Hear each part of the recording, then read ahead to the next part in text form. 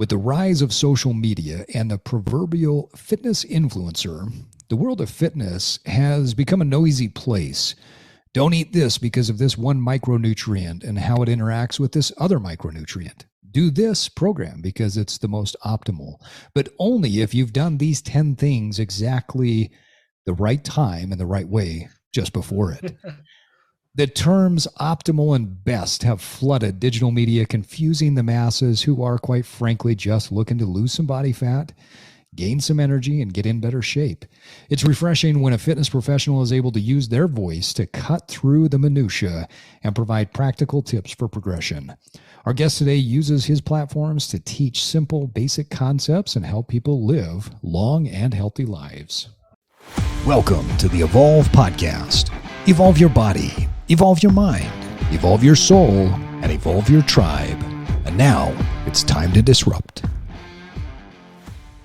And with that, folks, we want to welcome you to another episode of the Evolve Podcast. Joining me in the great land of Oberlin, Ohio, as always, the most interesting man that I know is W. Miles Riley. Welcome, Miles. Hey, Steve, Nate, how you guys doing? Good. Well, I'm doing great. I'm just excited to be here with y'all. We are so excited. Nate Palmer is joining us today, and Nate is a coach, author, speaker, and the host of the Low Carb Hustle Podcast.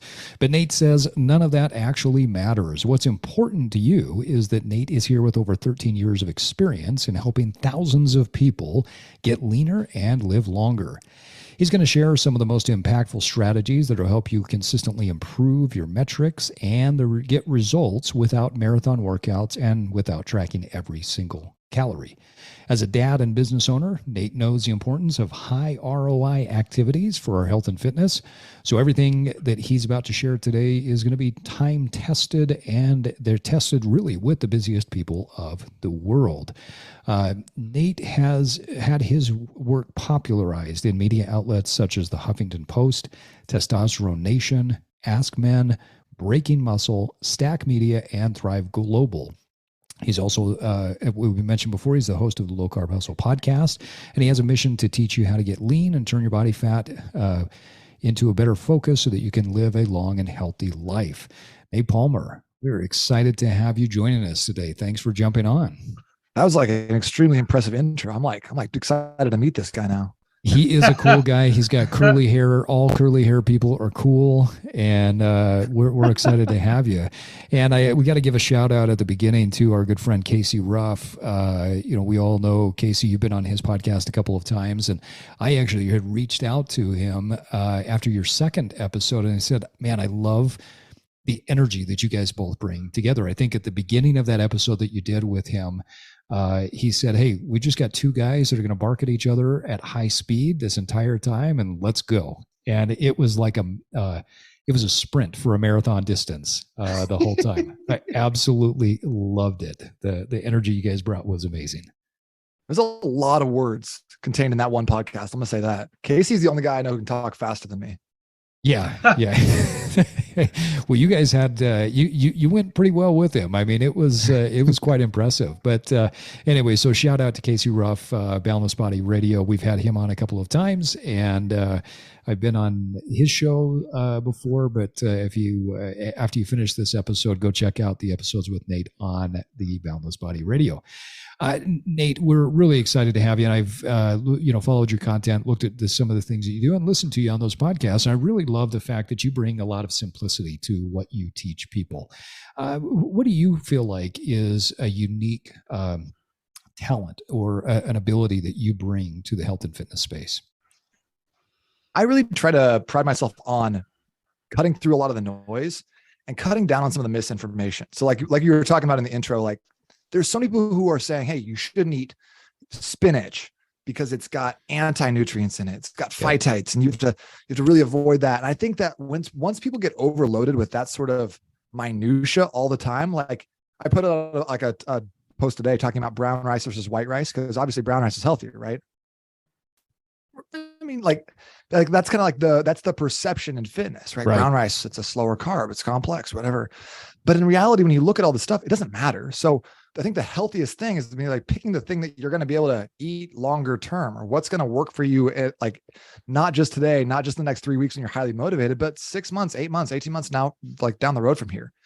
And so if I can help people kind of cut through the noise and help them understand like that 80-20 Pareto principle of what is actually important, what is going to get them results long term, because I think that there's so much to be said about weight loss and like the stuff that's like the 6-day detox or the 10-day master cleanse or the 3-week, like whatever.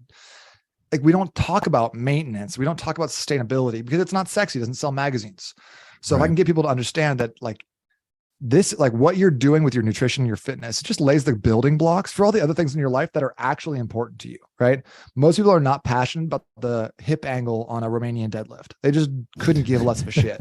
Yeah. So if I can get them to understand that, hey, just do it, just do this so you can actually go and be the dad you want to be, or like build the business you want to build, or play the sport you want to play and actually have fun in your life, and just use this as kind of the foundational piece, then it becomes easy to sustain. We're not having to like devote 100% of your mental and physical energy to fitness and nutrition, which most people couldn't really care less about.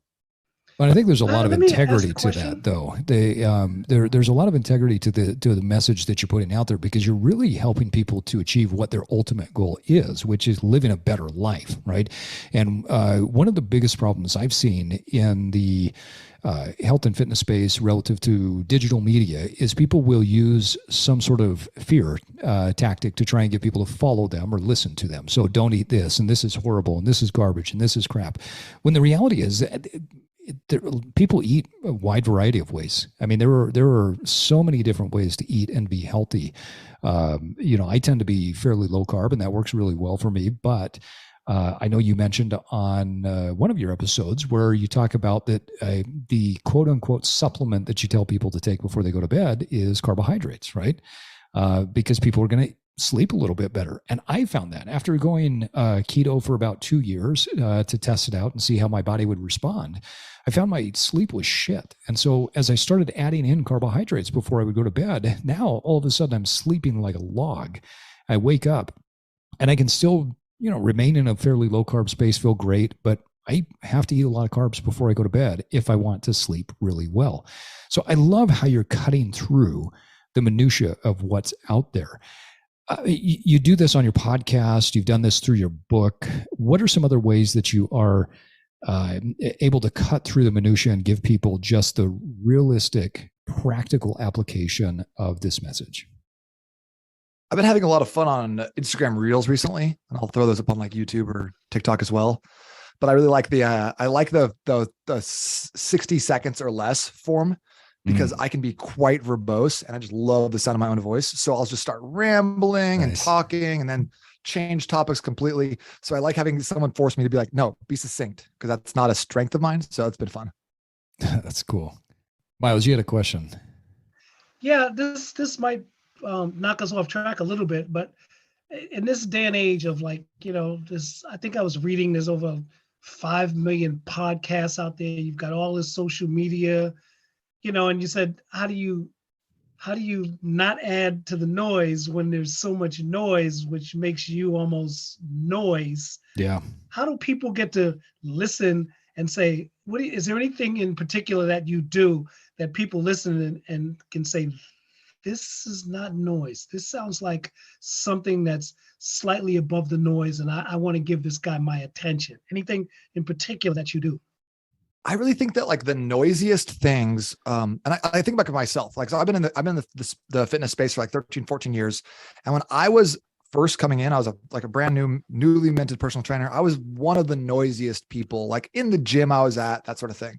And I knew so much about fitness, Miles. Like my expertise was, I was 100 out of 100.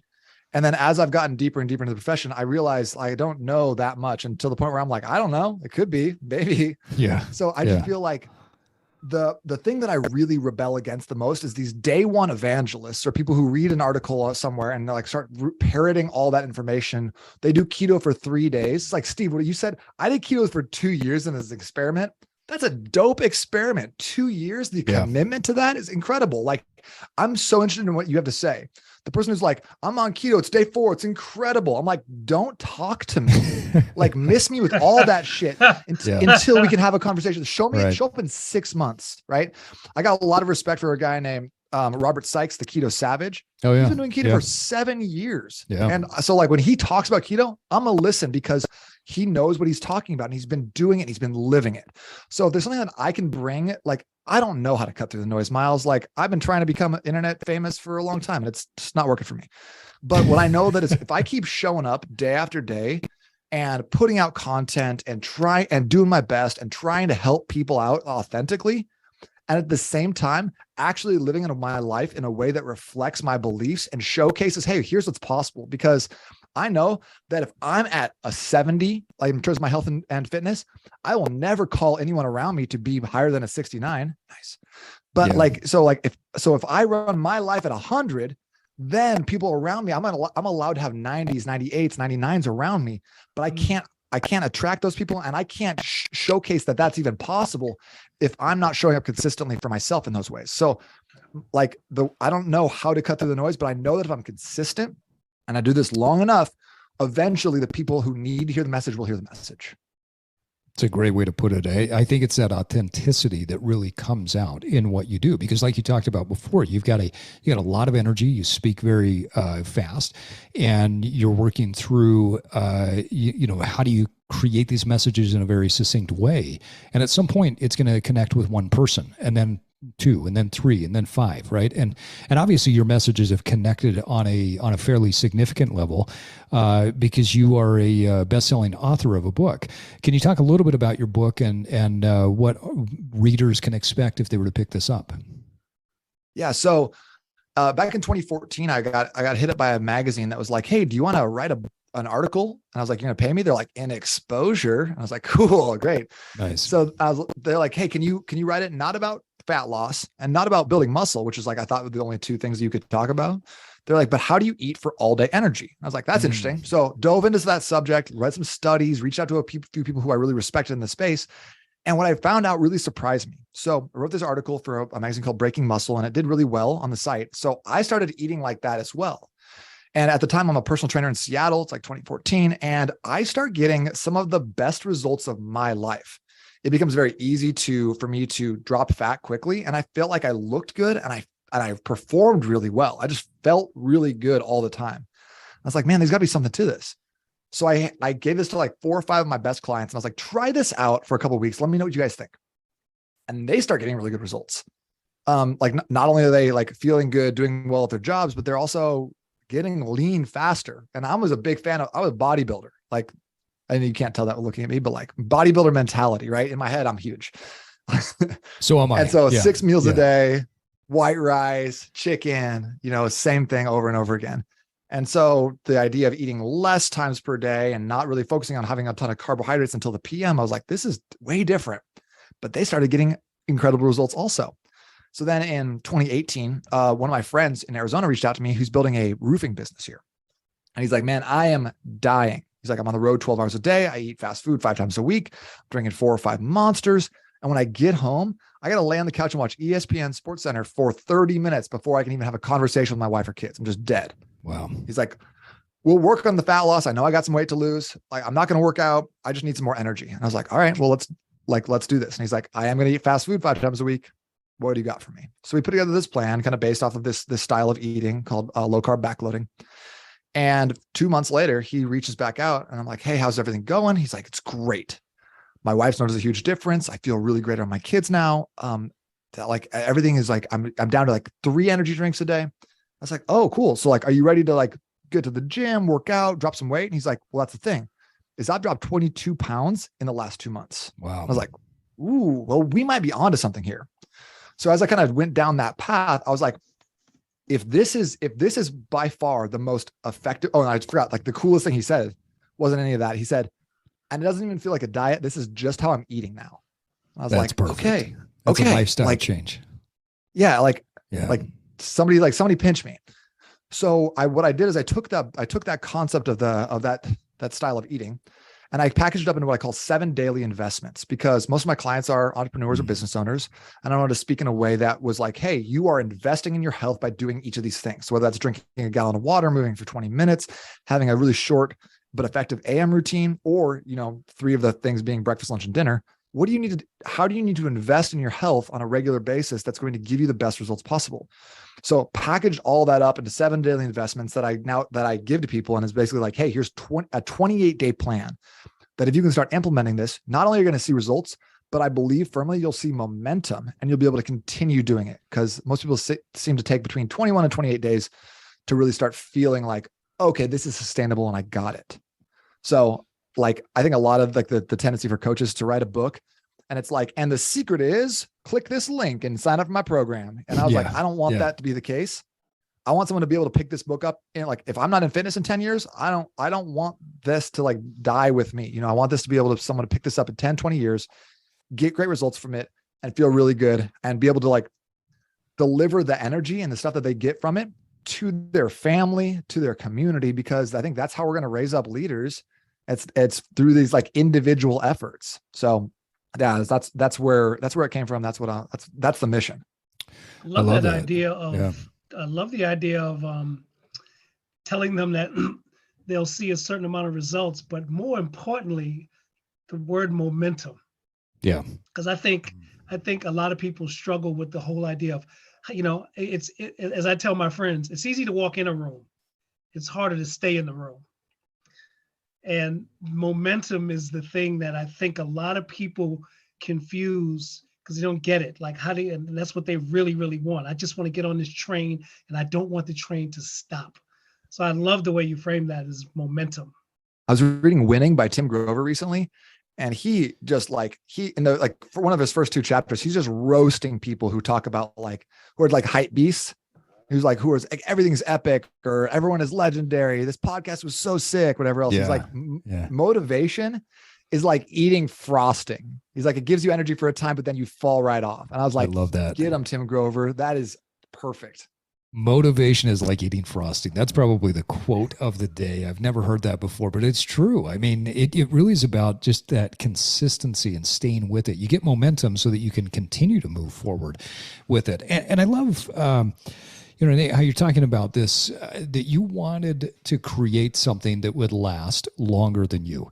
Evergreen content that's got principles, content that will help people. I mean, that's never going to change, right?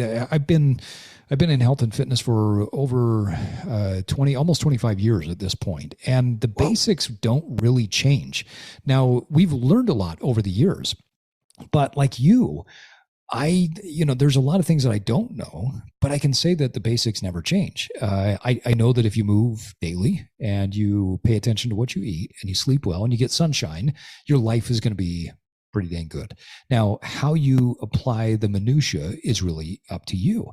I want to go back to what you were talking about with this low carb backloading. This was a concept that I heard you talk about, and I was both fascinated by what you found from an energetic standpoint, but also it made me realize I have massive energy because I do the same thing. So can you talk a little bit more about what low carb backloading is? And thank you for coining it. It was something that I've been doing for quite some time. And then I listened to you. I was like, oh, there's the name. Cool.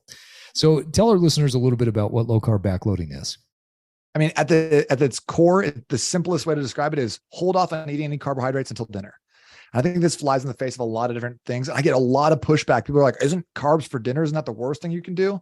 Or, people will talk about like eat breakfast like a king, lunch like a prince, dinner like a pauper, kind of having less food as you go throughout the day. But one thing that I thought was so interesting as I was doing this research was that I found out that carbohydrates take about 4 times as much oxygen to digest. So thereby forcing your body to use more energy when you're digesting them than proteins or fats, which is why I think you get that Chipotle burrito syndrome where you eat a burrito at lunch and then you're like, if you'll excuse me, I'm about to do a little nap under the desk. Yes.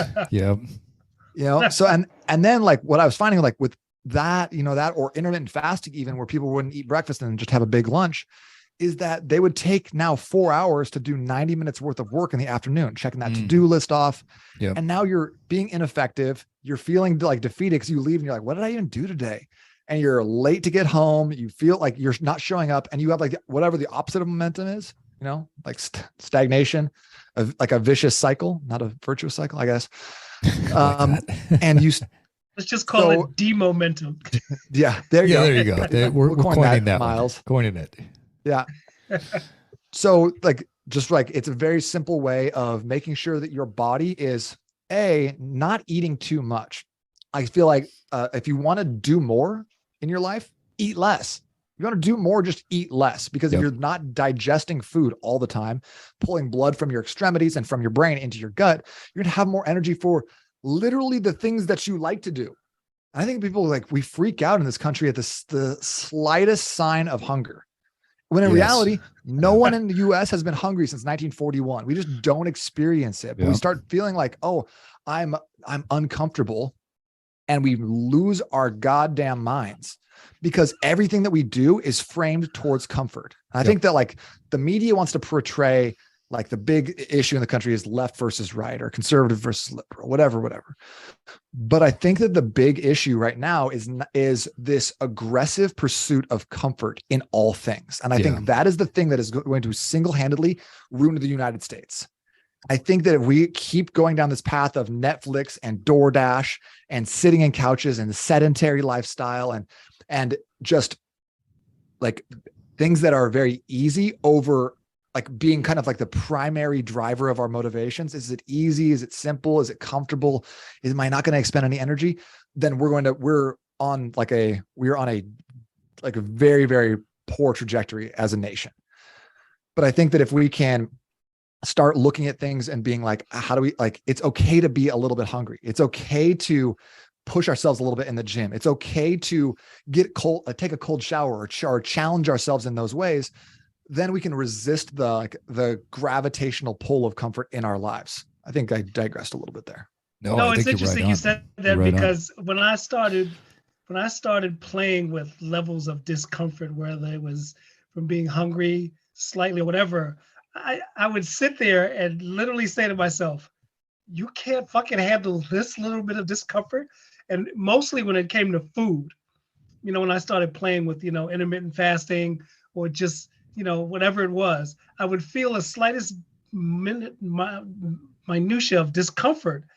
And the energy was to go get something to fill that, to go eat.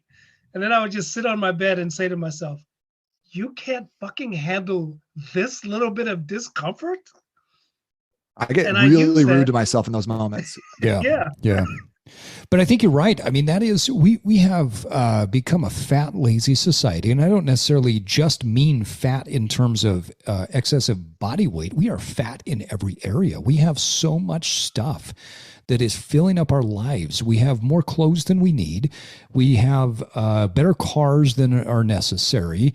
We have more shit that fits into our homes and our apartments and whatnot than we ever are going to use. And we can get don't forget about the clutter in here too. Oh yeah, it's digitally, right? The phone. I mean, shit, I remember as a kid, if you wanted to get a hold of your friend, you had to call him or you had to go run up to the house. And if it wasn't, if he wasn't there, then you say, well, where is he? And then you go find your friends at another person's house. And you're like, all right, let's go play basketball. But, we are fat. Everything we have is fat. We indulge constantly, and we move from one indulgence to the next in every single thing. I know we talked off the air before we started the recording. We wanted to make sure we focus on this concept of doing hard stuff.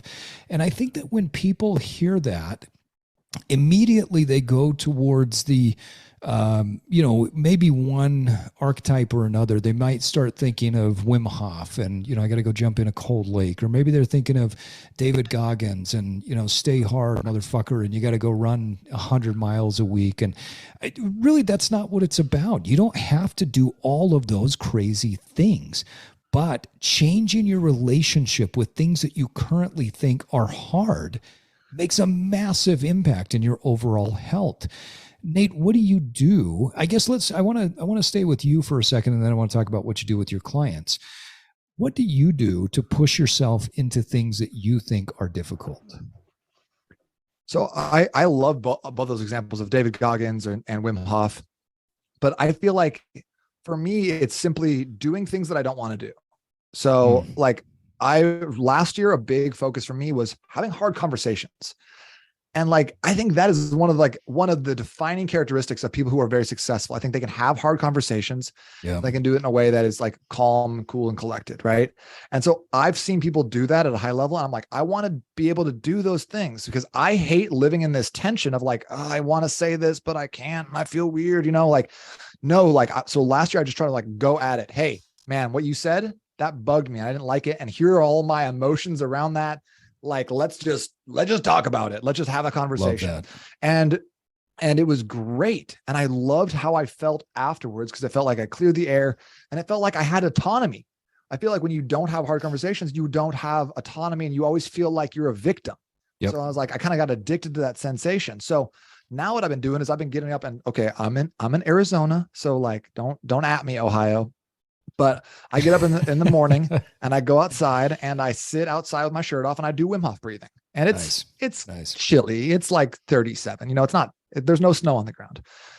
But I don't want to do that shit. I don't like that. That's not fun for me. But I do it anyways because fuck Nate Palmer. And sometimes that's the attitude I try to bring to this because like Miles, what you're saying is like, I can't do one little hard thing. Like, no, unacceptable. Go do the thing. I also started doing jujitsu at the recommendation of a buddy of mine. And that's been hard because I'm really good at exercise. And now I get my face smashed by people who are fatter and weaker than me all the time. So I feel like I find myself like driving there and being like, I don't want to do this. But every time I leave, I'm like, I feel really good. That was good. I kind of faced that down. Or, like it's just like little things, because if you just bring that mentality of like, I do hard things, that is my identity. That is who I am. I'm capable of challenging myself and pushing myself outside of my comfort zone. So like every single time when I'm like in a situation where someone's smashing my face or I'm getting choked out by Joe, I'm like, can I hold out 1 second? Can I hold out one more second? Can I be here? Can I push a little harder? Okay. And, I'm still tapping out and crying like a little girl sometimes, but that's okay. Because I feel like every single time I do it, I'm trying to go a little bit more, try to push myself just a little bit farther because I don't need to be perfect right now. I don't need to nail my diet 100%. I don't need to be leg pressing 1,000,000 pounds or like deadlifting, whatever. I just know I need to do a little bit better than I did last time. And if I can just do that, I know I'll be successful long-term. I love that. It's a combination of things. If I'm hearing you right, it's what can you do consistently to put yourself in an uncomfortable position? But then there's also some bigger challenges that you're going after. So last year it was have hard conversations. You're jumping into the jujitsu, which these things rock our identities that we put out there for ourselves, right? As you said, like I'm a fitness guy and now I'm getting my ass kicked by a bunch of fat guys on the mat. I want to go back to the hard conversation thing because I think both of those pieces are extremely important. Do something daily, do something consistently that you don't want to do, because then that changes your relationship with pain, that changes your relationship with fear. But leaning into developing skills in something that is not an easy thing, I think can help to rewire the brain as well. Talk through a little bit more of leaning into those hard conversations. What did you do to start to lean into that difficulty? Honestly, like it's a switch your brain off type of situation, and I think that like with a lot of people are like, oh, I couldn't make it to the gym. It was hard. I don't want to go, like that. And we start overthinking. Humans are very rational people. We can imagine a lot of situations. So it's very easy for us to rationalize our way around why we couldn't make it, or I don't know if I don't have enough time or whatever else.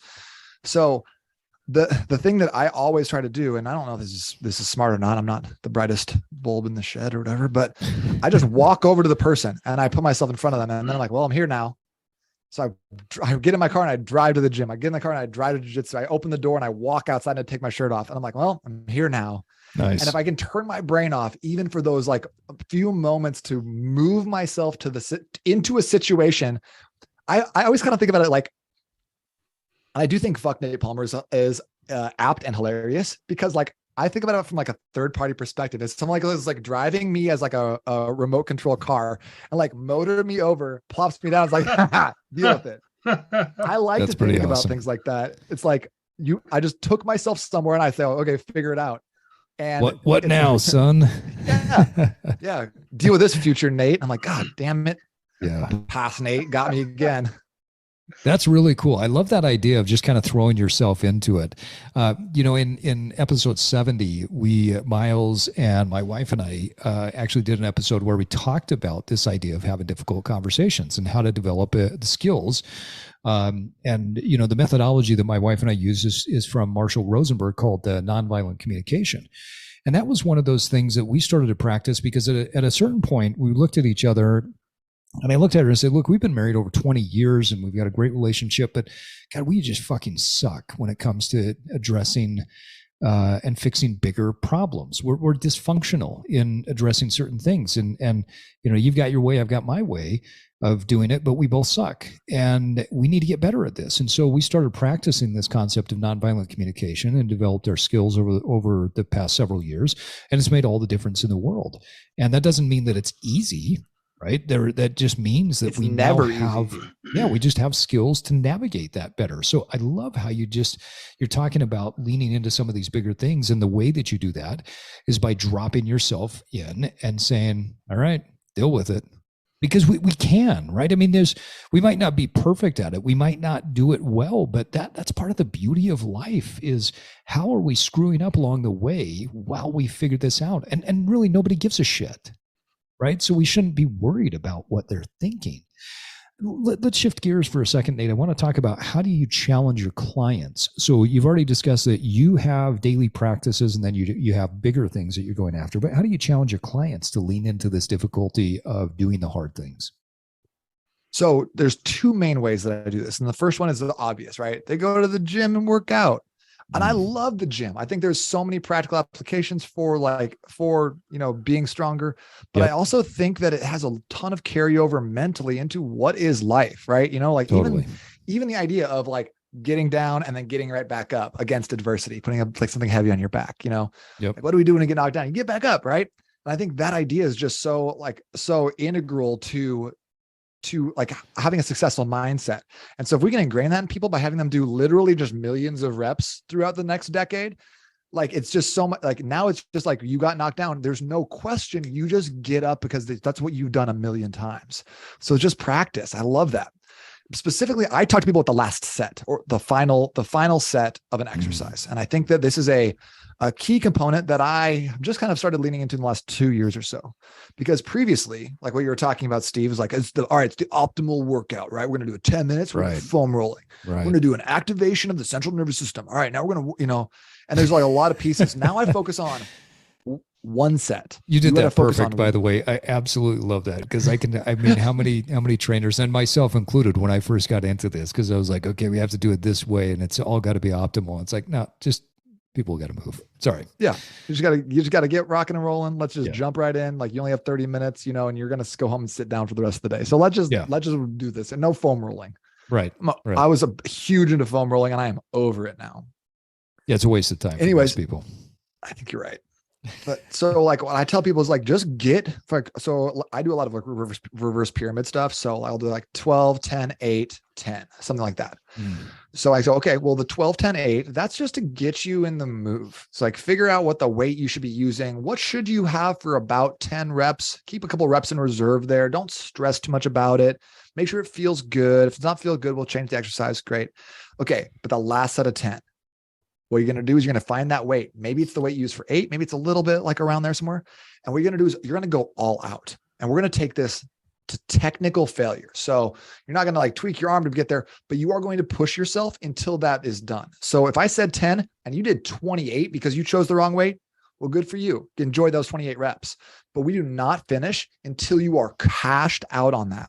Love that. And I think that people have never trained in a way like this before. Cause like I'll have all people who come into the program who are new, they do 30 pounds for 12, 30 pounds for 10, 30 pounds for 8, and then 30 pounds for 10. And I was like, baby girl, like, let's chat about that. And so what I try to do is just try to help people understand what their capacity is. And I'm experiencing this in jiu-jitsu because I've always been a nonviolent person. I was the oldest of 3. I have 2 younger sisters, never had a girl.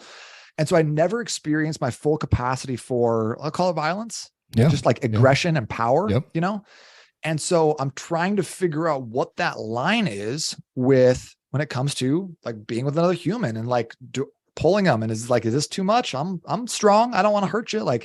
So learning what it feels like to express power is so critical. And I think people have never experienced that even in a gym setting. So giving them a safe way to do that on like a lat pull down or a bench press creates this confidence. Cause they're like, man, I've been doing 135 pounds for 3 sets of 10 for the last 6 years. It's amazing. Now I got 185 for 6. And they're all of a sudden their mind is blown as to what is possible. So that's the first way that I try to break people's paradigms and shift them out of the status quo and allow them to actually lean into their own excellence, growth, and heart. The second thing is, we talked about intermittent fasting, prolonged fasting. I love. So in a 24 to 48 hour fast, there's a lot of reasons I think this is great. Like number one, did you know a 24-hour fast is 3.5 times as effective as a 16-hour fast in terms of autophagy and fat burn? Yeah. Pretty impactful. A 48-hour fast is like 8 times as effective. So you can get a lot of stuff done in just a short amount of time. But going what you said, Miles, like it trains your brain to be like, oh, like this, I am hungry. Now what? I'm hungry. Now what? Because the easy thing is to go grab a handful of snacks, right? Your little trail mix, pick up a piece of candy here, or just go make a meal. That's the easy thing to do. But when we actually confront ourselves with this and we actually throw this in our face, like, hey, you're not eating. And you know what? You're not eating until tomorrow night. Now you just you have to sit there because it's because so many people mask their feelings and hide their emotions by going and doing the next thing, picking up Instagram or grabbing some food. So when you deliberately and forcibly throw someone into an uncomfortable situation and pull away with their crutch, you're just left with yourself. Wherever you go, there you are, right? Yep. So when you have to deal with your shit, deal with your food addiction, you have to think about that sort of thing and you have to work through it. There's a million physiological benefits. People love to talk about autophagy and all that stuff. But I think the mental side of looking at it and being like, no, I'm not going to eat again today. I'm not going to eat until tomorrow night is really tough and can absolutely shift your mindset. Because I think abstinence is so clutch and something we never do. We never abstain. That's why it's weird. Like you go to a party, people are like, oh, Steve, you're not drinking, blah, blah, blah, blah. And you're like, what, can I not drink? Can I just not, because I don't want to? Like, why does that have to be an issue? Right. Yeah. Like I tell guys, I don't watch porn. And they're like, what? Like it doesn't compute. Right. Why as a society do we have to always be partaking in every one of life's little dopamine hits? Yep. Yeah. And I think that starting off by having some sort of form of practice of abstinence, and I think nutrition is a great way to do it because everyone wants to be leaner anyways. It forces you to look yourself in the eyes and start to understand, hey, maybe I am a little addicted to food. Maybe I am a little addicted to my phone. Maybe I am a little addicted to porn. Now you have the knowledge and now you can look at those things.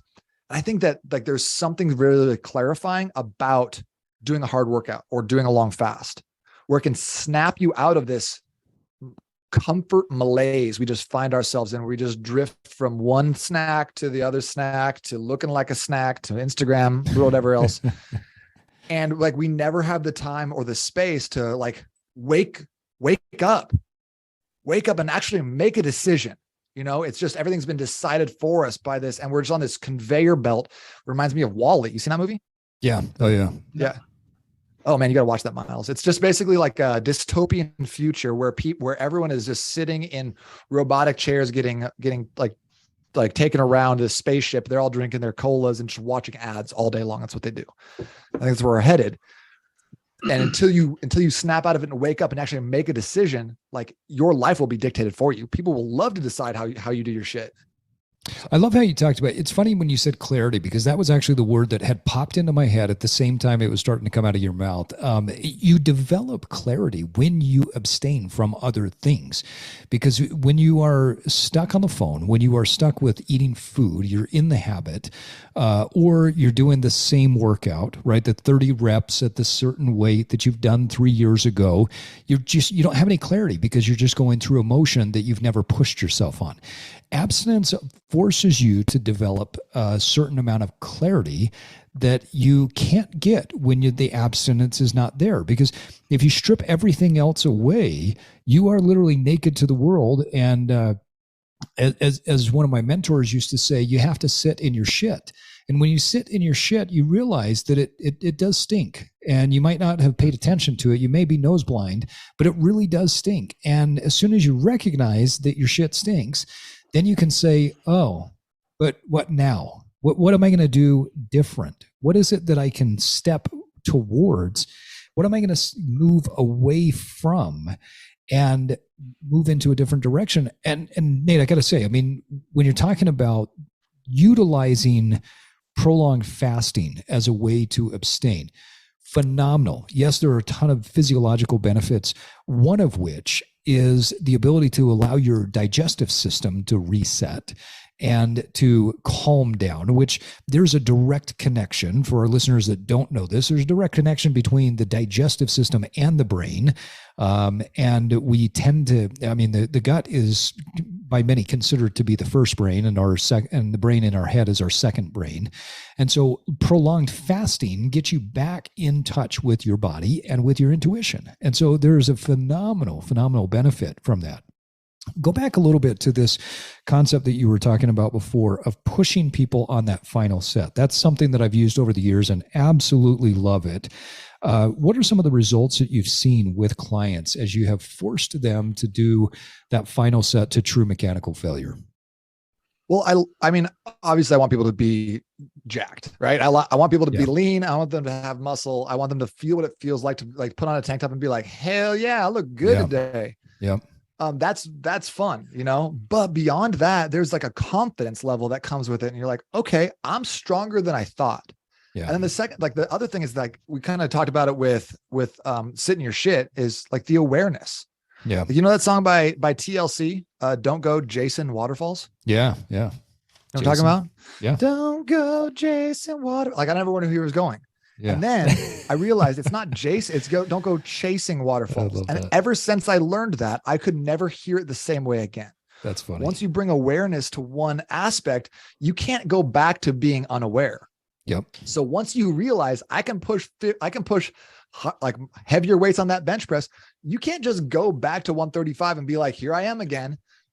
Something is intrinsically changed inside of you about what you believe about yourself. Yeah. And that's what we need to do, is because tactics are great. Momentum is great. You know, discipline over motivation is great. You know, like the Jocko stuff, but beyond even discipline, there needs to be identity change, because we will never act outside of accordance with our own identity.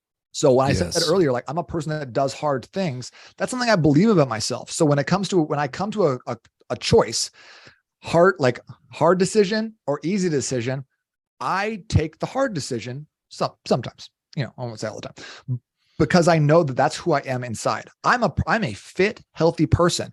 If my choice is sit at home and finish Netflix or go to the gym, even though I don't want to, and it's leg day and I know I got Bulgarian split squats and I hate those, I'm going to do the gym because I'm a healthy person. I know that about myself. That's who I am.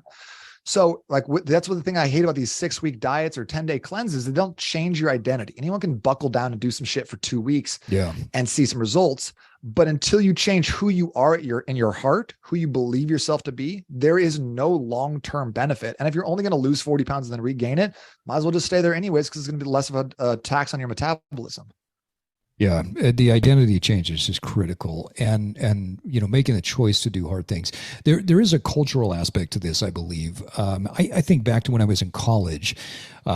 You know, my friends and I were all rock climbers, and we went to, you know, back in the day, I know this is like kicking way old school now, but we would go see these slide shows, and literally these guys would take slides and put them in the little carousel, and we'd watch these slide shows of these climbing trips that they went on. And so, you know, Todd Skinner, Paul Piana, these top climbers at the time were in Utah, and they were doing a slideshow of their trip throughout Asia, and really opening up Asia for climbing, because, you know, people in China, Japan, they were not rock climbers. And there was one time where they were doing this climb, and it was essentially this archway. You know, I mean, people that live in Utah or have been to Arches National Park, imagine something like that, but with enough holds that you could actually climb up under it. And people gathered around and were watching these guys climb. And as Todd told the story, he said that people were sitting here watching us climb, and they were asking our translator, you know, why are they doing this? What are they doing? They couldn't figure it out because they'd never seen anything like this in their life. And so the translator, you know, would ask Todd questions, and he said, well, this is a sport. And so the translator would look back at the group and say, well, it's a sport. And they would shake their head and they say, no, it's not. And then, oh, well, it was, this is what we do for our profession. No, you don't. Like, and nothing made sense. And then finally the translator turned to the group and he said something, and everybody looked and said, okay. And they nodded their heads and they got it. And so Todd looked at the translator and said, what did you tell him? And he said, I told him that you've chosen the harder way, because you can get to the top in a different way. But I told them that you chose the harder way. And everybody bowed and they respected and they understood. We don't necessarily choose the harder way as our natural way of life, especially in America these days. And this digging in and finding the harder way, it is an identity piece. So aside from pushing people on their last set, what are you doing to help them form this new identity around challenge and around overcoming difficulty? I think that, I mean, like, that's a really great question. And I don't necessarily think I have like a structured approach to this, because I think that you don't do this in like a three steps to a new identity necessarily. Yeah. I think a lot of it goes Agreed. back to what we were talking about earlier of like consistency. And I always find that about, I don't know, like, you've been in the industry for a long time, at about like the 6 to 8 week mark, everyone falls off. There's always something happens. Yep. Like they lose motivation, they lose traction, they go on a trip, there's something happens and they hit a plateau, they get stuck, they get frustrated. And I think that's a critical time in the life cycle of a client, to be able to like be there as kind of the guide and show them again, like, hey, it might take you twice as long. It might take you 5 times as long, but in the end, if it did, would it still be worth it? And get their approval to like kind of buy back in and understand the plateau is part of the journey and it doesn't matter. Yeah. The hardest clients I've ever had are the ones who hit a plateau, get frustrated and go, what's going on? What's my body? Am I in starvation mode? And then they throw in the towel because they are so connected to like the individual outcome that they can't see the big picture. Yeah. So if I can help people start understanding, hey, like just because you didn't see the exact results you were hoping to see in your fitness, in your bank account, whatever else it is, does that mean that the behaviors were not the correct behaviors? And they're like, no, I know I should be doing this. Like, okay, well, I'll see you back here next week. And I think that if people can get hit with that adversity, they can land in that part and be like, oh man, like this is harder. This is farther. The mountain is higher than I thought it was. And they can still take that next step. That's them creating their own identity. Cause you can't do someone's push-ups for them. You know, people hire me all the time, but it's not like I can go do their workouts for them. Right. Yeah. They hired me as a guy on the side. And I in the same way, you can't create someone's identity. They have to do it. And it has to be created through adversity. It's like a pendulum. I love that. It's really interesting. It's like a pendulum that swings this way, and that's their momentum with you coaching them. And then they hit that proverbial 6-week plateau. And your job is to step in and you can at minimum give them pause to keep going. But then a lot of people start to build the momentum in the opposite way. And you hear that when they've taken a day off, which turns to 2 days off, slipped with the nutrition, and now the pendulum is swinging back the other way. And all the momentum that they built this way is now de-escalating. And it was interesting the way you framed it, because you catch them at that point and say, okay, we can pause and let's reassess mentally, psychically, let's just reassess so that you do not start to slip back there. But oftentimes people slip back going the opposite way with that pendulum swing. 100% pulls them back. Yeah. And we're so stupid when it comes to time, right? I mean, we're so dumb, because you think about that client that you're sitting across, maybe they're 30, 40, 50 years old. Well, they're probably not going to die for another 30, 40, 50 years. So who the hell cares? Like that's the thing I ask my clients, where if they say, well, I didn't achieve my goal by this time, like, so what? So it takes you another 2 weeks. It takes you another 2 months to get to the lean state that you wanted to. Who the hell cares? Like, you got the rest of your life. You got another 50 years. If you can develop the habits that are going to keep you healthy and lean, what the hell? Like, you're not going to look back at 20 years from now and say, oh, I missed my goal by 2 weeks. Nobody gives a shit. Why do we give a shit? We're so stupid with that. And also, like, I don't think we're so head down. We have such a Western view of time. It's like, I'm here right now. I got to have it. I said it. I got an ad on Amazon and now I'm buying it. Yeah. Right. Like, but we don't understand that, like, hey, this adversity you're facing, this plateau you're in, this is going to be this, like, a glorious story for you. This is going to inspire someone else around you. The fact that you've been stuck at the same weight for 3 months, that is only going to make your success and your actually hitting your goals, getting results so much more important and inspirational for that one person who's going to need it. So who are you to deny that one person? And why do you think you get to take this? Like, you deserve to make a move. And, like, probably you didn't do everything perfect anyways. So why are you even pointing fingers in the first place? Yeah. Yeah. We got to change our relationship with time.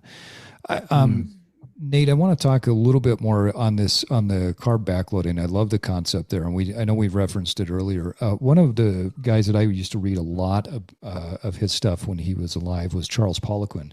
And one of the things I learned from Poliquin was that he had a methodology of eating where, he starts his day with proteins and fats. And he liked that meat and nut breakfast, didn't he? Oh my gosh. Yeah. And I started on that, and it changed the way I felt and just lived my life, because he always talked about it to say, hey, this sets up your neurotransmitters for your brain, right? So you function better. And so I started doing that. But then, like you, I found that the carbs later on at night helped me to sleep better. I recovered better. I noticed a big difference. How are you structuring that with clients? Because I believe you've got some flexibility in it, right?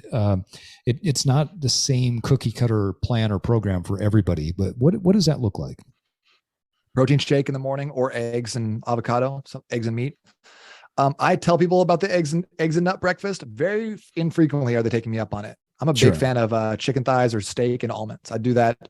I do that kind of like a couple times a week, and I love it. I always feel so good. But most people just have a hard time wrapping their mind around chicken thighs for breakfast.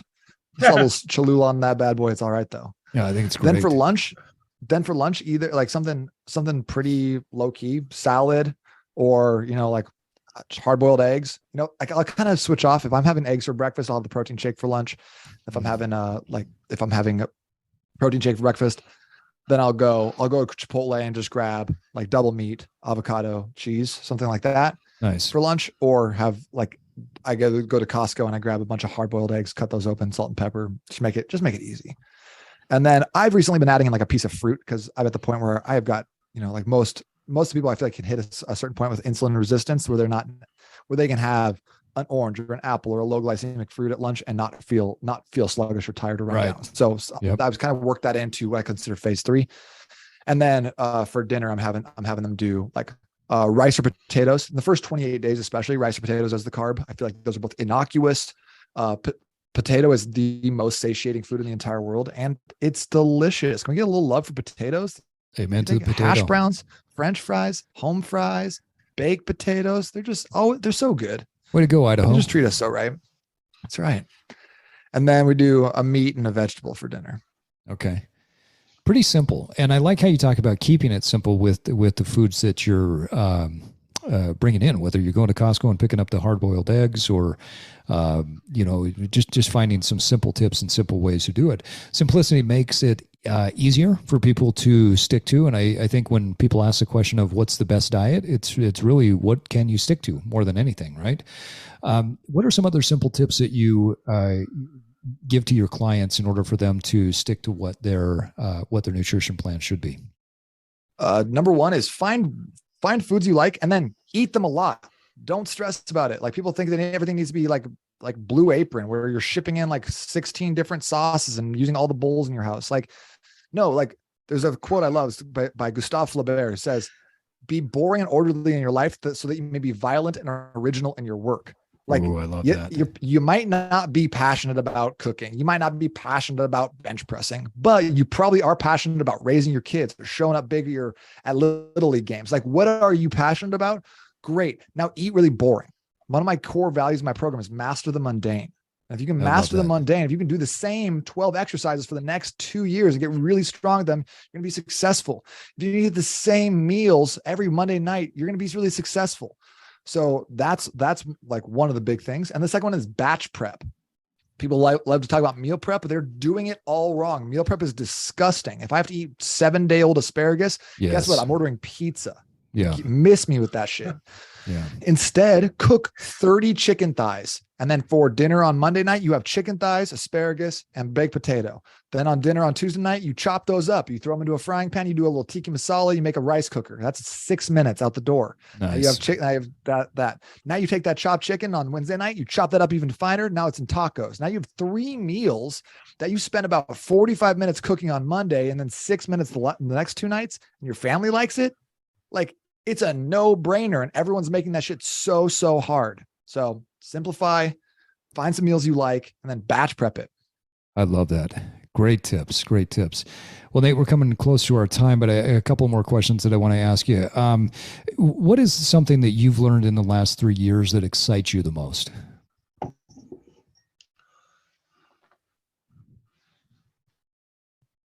That's a good question. I don't necessarily know. Like in terms of like fitness nutrition, I wouldn't say like I've had like a lot of like groundbreaking ideas in the last like 2 years. Personally, what I found is that I've got like a lot of gym guys. You know, we're all just hurt little boys. You know, like holding on to trauma and trying to get big muscles and neck tattoos so that no one can ever hurt us again. So what I've kind of been diving into with that is like accepting who I am, appreciating the path that it's taken me to get here. I know we've all had traumas and stuff going on in our life, but it doesn't mean that you can't go back in time to that hurt or scared little boy that you once were, that is kind of affecting who you are today, and reparent him, walk him through those steps. What did you miss out on? What should that parent figure have done for you that didn't happen in those moments? Because you got to work through that shit. Otherwise, lessons are going to be repeated until learned, right? And I'm noticing stuff pop up with my daughter, my wife, where I'm getting triggered by these things that are just scars emotionally on me.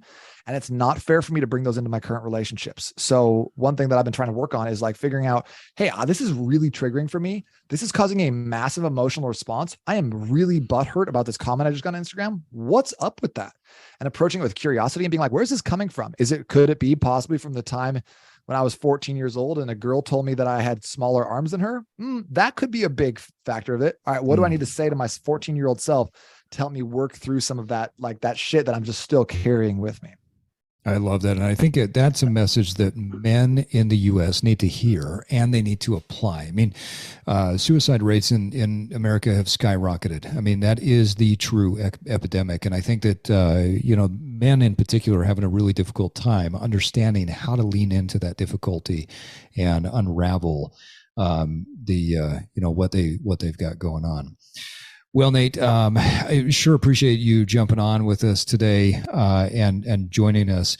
And on that note, folks, it is time for us to wrap up another episode of the Evolve Podcast. I want to thank my co-host, W. Miles Riley, for joining us today. And our guest, Miles Riley. Yes. And our guest, Nate Palmer. Nate, what a great conversation. For people to follow what you are doing, where's the best place for people to follow you?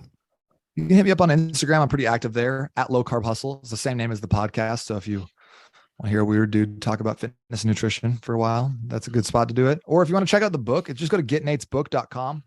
Like I said, the mission is to spread the message, not necessarily to make a ton of money off of Amazon. Although if you want the Audible version of the hardback, it is on Amazon. So pay me $3. Nice. Awesome. Love it. Well, Nate Palmer, what an honor it's been to have you on. And hey, folks, it does take time and consistency to evolve, but first you have to disrupt. And now it's time for you to get out there and evolve. And evolve. And evolve. Thank you for listening to this episode of the Evolve Podcast. Follow us on your favorite podcast app. And if you haven't done so, please give us a rating. As an independent podcast, it really helps us get more reach. This podcast is part of our mission to help millions of people evolve into the best versions of themselves. Please check out our coaching services at evolve-cast.com or pick up some of our Evolve merch. Until next time, keep evolving.